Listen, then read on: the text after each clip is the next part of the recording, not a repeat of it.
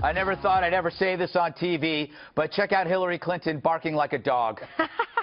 One of my favorite political ads of all time was a radio ad, rural Arkansas, where the announcer said, wouldn't it be great if somebody running for office said something, we could have an immediate reaction as to whether it was true or not? Well, we've trained this dog, and the dog, if it's not true, he's going to bark. I'm trying to figure out how we can do that with the Republicans.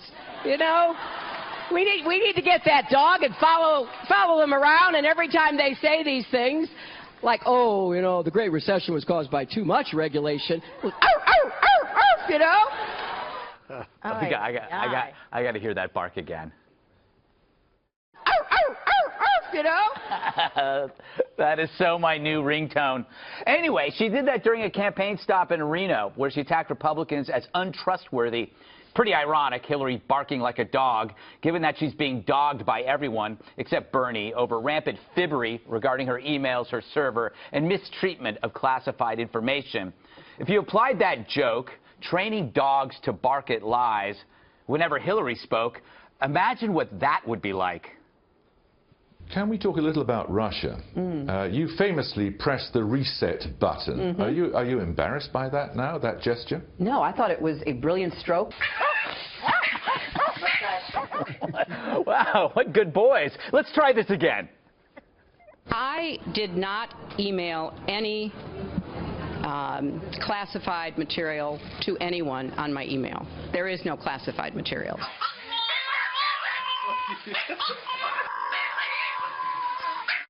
They're like little furry lie detectors. Keep going.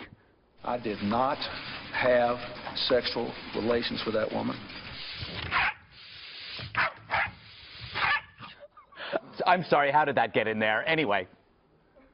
I certainly do remember that trip to Bosnia. I remember landing under sniper fire. There was supposed to be some kind of a greeting ceremony at the airport, but instead we just ran with our heads down to get into the vehicles to get to our base. Yeah, even he could see through that one. More. Did you tell them it was at the film, and what's your response? No, you know, I understand the continuing grief at the loss that parents experienced with the loss of these 4 brave Americans. And I did testify, as you know, for 11 hours. And I answered all of these questions. Now, I can't help it that people think there has to be something else there. I would have done more than bark. Finally. Well, I can't think of anything more of an outsider than electing the first woman president, but I'm not just running because I would be the first woman president. I would not ask anyone to vote for me based on my last name. Is